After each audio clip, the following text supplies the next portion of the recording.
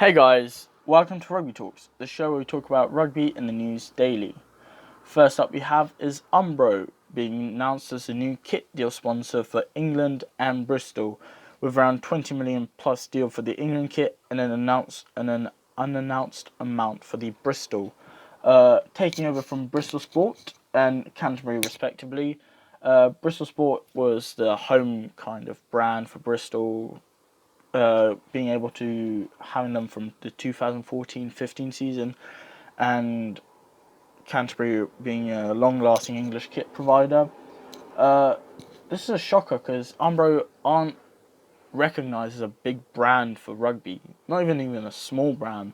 They're just not affiliated with rugby at all. So having them to go from not being in the game to going for one of the best teams in the world and supporting one of an uprising teams in the Premier League is pretty big. With a deal of over 20 million plus pounds, I believe that this was more of a uh, money focused move. Because with what's going on right now, sports are losing money due to loss of sponsorship, lots of ad revenue. No one's going to their games, so they're not getting money from their games. With all of that happening on, they're losing money, and it's going to be hard to finance the sport with all the players' wages. It's going to be tough, and for those leagues that from countries that are just emerging into the sport, it's going to be a tough time, which in some cases might kill the sport. But for big teams, it's not as much of a problem because they've got big sponsors like Umbro now being able to give out the 20 million plus pound deal. They should be just comfortable with going through this, although it is going to be tough for any team with the amount of money that they're losing. However, I feel like there could have been some better choices for them to do, looking more for aesthetic and fan service more than a money motivated. However, I totally understand with where England is going with this. But I feel like there are three other kit sponsors that England could have chosen to follow on with through with this. So first up is we have Adidas. I mean, being a Quins fan, I do love an Adidas kit myself, and it just shows because fans love the kit, the players love the kit. I mean, look at the Munster, Quins, some Super Rugby teams such as the Chiefs, Highlanders, Blues. I mean, not all kits are perfect, 10 out of 10. There is no such company that does every single year 10 out of 10 kits. That's just impossible. But they do love to push boundaries, such as the home kit for Quins in the 18-19 season, where the whole kit had involved the full Quins colours, which I thought was quite revolutionary for the period that they were at now. Another sponsor I feel they should have chosen was Nike, as they have been a previous kit sponsor, and following the rule that Eddie was going for with trying to get the new kit to look and have some sort of throwback to the 2003 World Cup win. Having Nike as a sponsor would have been good because that is the sponsor that we won the World Cup with.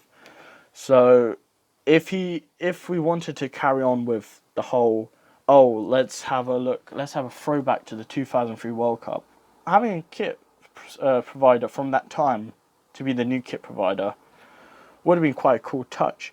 And maybe in France we would have had a better. But I'm not going against Umbro. Maybe they might throw out a new kit. And lastly, I feel like Canterbury already were the perfect sponsor.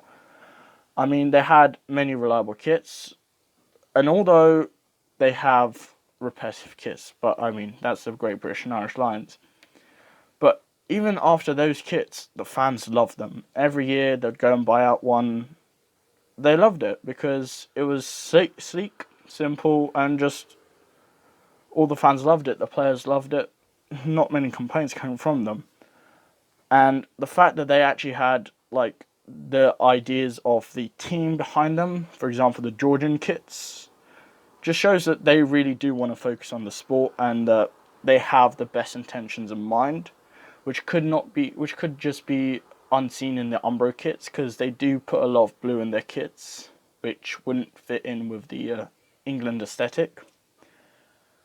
But who knows of what might happen? Because at the end of the day, it's Umbro's turn now. We'll see what type of kit they give to us and see what the fans' reaction to it. I'll make sure to put out a video what I feel of the kit at the time.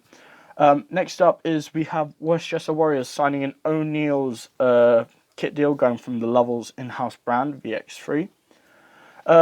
O'Neill usually is about the Gaelic football, but it is a pretty big brand, having been able to sponsor Quins, London Irish and Spain in the past.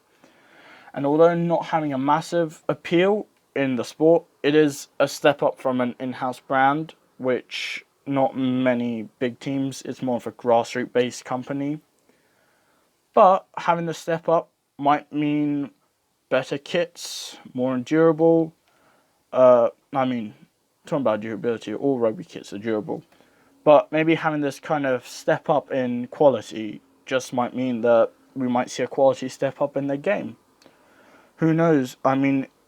Not shaming on VX3, it's quite an amazing brand in itself, being able to go from an in-house brand to being to support one of the biggest teams in England. It's already quite a big step up, but O'Neill's is slightly better, and we can only see what happens with them later on.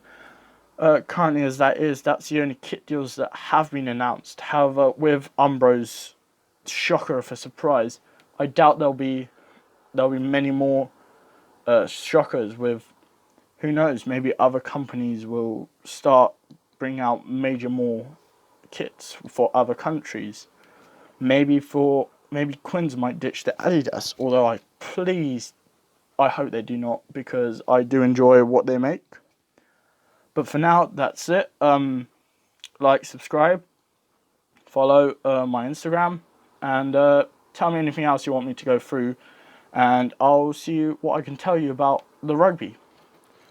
See you guys.